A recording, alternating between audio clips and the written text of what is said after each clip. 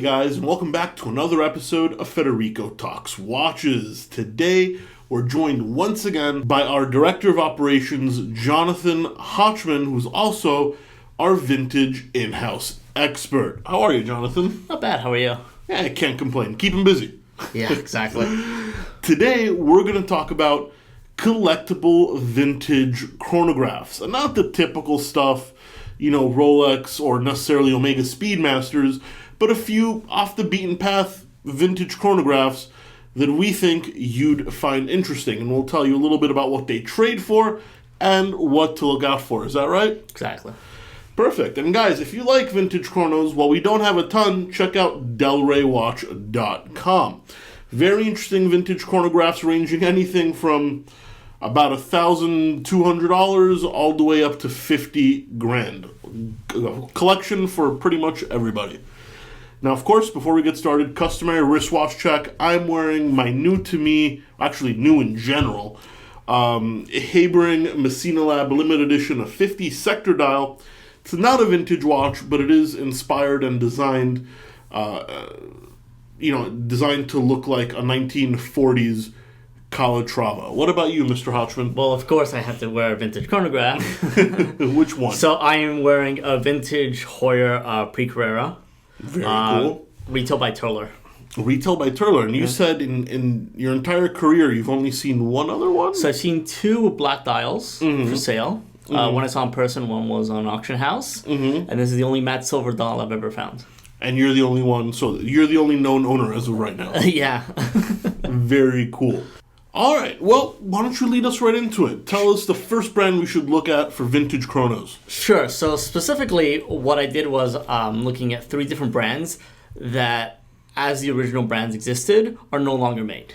Okay, so they're no longer in production today, at least as the original brand. Exactly. Got it. All right. Okay. What's the first one? So the first one is Universal Geneve. Love them. That's a big Hodinkee hype from the early 2000s right there. Yeah, exactly. So, there's a couple different chronographs that they made. The three main chronographs were the Unicompacts, which had two registers, the Compacts, which is a triple register, and the Tricompacts with a triple register chronograph with triple calendar, right? Plus moon phases. And we actually have a Tricompacts in stock and a Unicompacts at the moment? No, we have a Compacts and a Tricompacts. That's why we have them here. So what makes them... first of all, what price range are we talking about when we're looking at Universal Geneve Chronos? Because these are on the higher end, right? Yeah, so this is really a brand that really does not exist anymore at all. They exist. They are currently owned by an Asian company as like a holding company. And the only thing they do in Switzerland is issue extracts from the archives. So basically paperwork. That's all they do. Yeah. All they do is the paperwork. They manufacture no watches. Got it. Okay, cool. So they really don't exist in any way, shape, or form. So let's just say supply is limited. Exactly. So you have anywhere from Unicompacts is anywhere from $2,500. That's really on the low end, though. To $35,000. To $35,000, yeah. So again, unfortunately, like everything else, it depends on condition. Okay. It depends on how unique it is, the metal, the reference, the dial. Am I accurate to say an average example? So decent condition, sure, not the rarest, but not the most common. $500 will kind of get you there? Yeah, something like that. For a nice example, again, the issue with vintage is that the price difference between an okay example and a pristine example that's rare in terms of what it is, plus it has box and papers. Right. Hundreds of %. Right, exactly. So that's the big difference. Very cool. And what would you say makes Universal Geneve special? Why is it, so collectible nowadays? So there's a myriad of reasons. Again, the Tricompacts, if you look at the design, is fantastic. But if you look at like non-chronographs, just as an aside, if you look at the pull router, again, it's funny because it had lyre lugs, curved lugs, before Omega did. for example. And that was a Genta thing. And that was a wasn't Genta design, correct. So, again, there's a lot of things about it that are either unique or they were original. And they're just beautiful watches. The designs are very, very classic, very timeless. And again, not manufactured anymore, so that's always a... And would you say the quality was high? Was it a luxury piece? It was a good quality. I would say, again, it was equivalent to what Rolex was for that era. Okay. So that's a fair analysis of it. The thing is, they did use...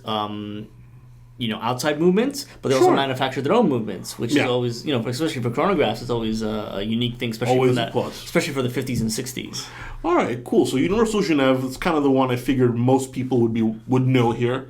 But what is second on the list? So second on the list is Lip. Lip. Actually, someone corrected me. I called them LIP, but it's pronounced just Lip. Yeah. Very, very cool. And actually, this is a coincidence, but we got inspiration from what we have. We have a very cool... funky red dial lip. Exactly, in really nice condition. In really, really nice shape. Now, Lip is French, if I'm not mistaken, right? So Lip is French. They started as a watch and clock company. They also became a retailer, which is why, for example, you see some Breitlings that say Lip on them. Again, from the 60s. But the thing with Lip is that they went into bankruptcy. And the company was restarted, but again, the original company has nothing to do with the new company. With just the name. It's just the name. So the way and nothing is the same in terms of the designs don't look the same, the quality is not the same. But correct me if I'm wrong here. Once again, you know more about this than I do. But when I think Lip, I don't necessarily think like the most expensive watch in the world or the most complicated, but I do think of crazy designs. I mean, funky colored dials, weird shapes from the 60s and 70s. Like, they're very avant-garde. Am I correct in saying that? A little bit, yeah. I mean, but again, you have that happening, though, in general, like, especially in the 60s. I would say if you look at, that's when you start getting quote-unquote exotic dials, 60s and 70s. Again, it's an interesting company because again, they started in the 1800s, if I remember correctly, like late 1800s. They don't. It's a lesser known brand just because again they were manufactured in France. They're not Swiss. They manufacture less of them. They were also retailers, so it's different. But at the same time, because they don't exist anymore, they don't have necessarily, I hate to say it, the cachet or a company like Cartier, which used to retail Rolex, for example. Sure, but what is the average price point of a Lip watch? So, luckily, they're not like Universal Geneves. So you can get anywhere from like $1,300 to about $4,000, really depending on factors. But these have doubled or tripled in the past 5 years. So, do you think they're becoming more collectible? We'll see. I mean, I hate that, I wish I had a crystal ball, but I think, again, if you have a nice condition one, then yes, it's something that I think is worth holding. Okay, very cool. And what is your impression of the brand generally? Do you like them or not really for you? They're nice. I mean, again, like I said, the Red Dot one's an interesting watch. I just tend to prefer more classic designs. Yeah. If you've seen my collections, these are a little funkier. Right. So if you see my collection, And then third is a brand we actually don't have, but a brand we've talked about quite a few times now, and that is Enicar. Exactly. Right? Yes. You guys know we love our Enicar. We've mentioned it almost every episode. Yeah. So has John.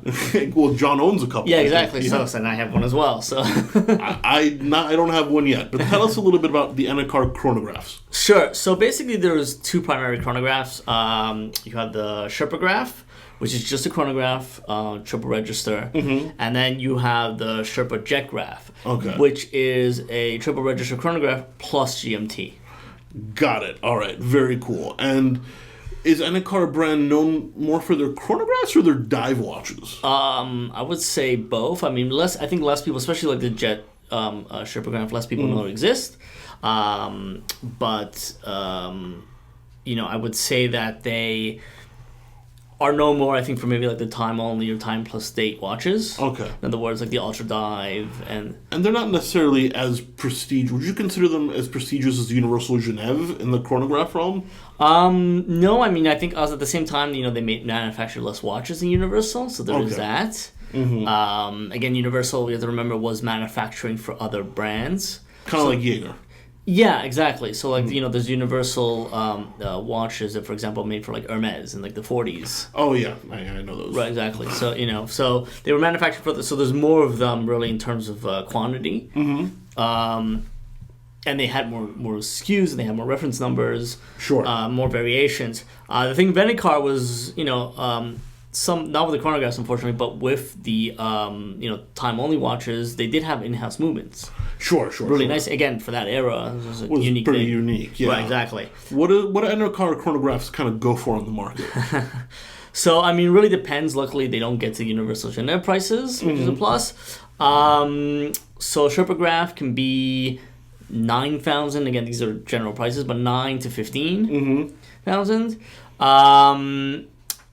Ironically, even though the Jet Graph costs more, it's anywhere between $6,000 and $10,000. Because they just start lower, but the nice ones are more expensive. Yeah, exactly. Very, very cool. Very, very cool. Yeah, I mean, Enicar. I mean, I've always seen their chronograph. I mean, I've never actually held an Enicar chronograph in my hand. I don't think, honestly. Like, I've held a few Lips, a few Universal Geneves, even the more obscure stuff. I mean, I've had a more obscure Enicars as well, but I don't think I've ever actually seen a chronograph in my hand. Okay. Maybe one day. We gotta fix that. If you guys have an Enicar chrono, shoot me a text. Maybe we can buy from you or do a video or I don't know. We'll do something. But that's it for today. 3 interesting brands, right? Lip, Universal Geneve, Enicar, that maybe you're not aware of in the vintage chronograph realm. Guys, please give this video a thumbs up if you enjoyed it. Jonathan really does have a busy work schedule, and he loves being in these videos. Let's show our appreciation with a thumbs up, and don't forget to subscribe so you don't miss any more content. Brother, I really appreciate it. Thank you for your knowledge. Of course. Anytime. Guys, we'll catch you very, very soon. Thanks so much, and take care.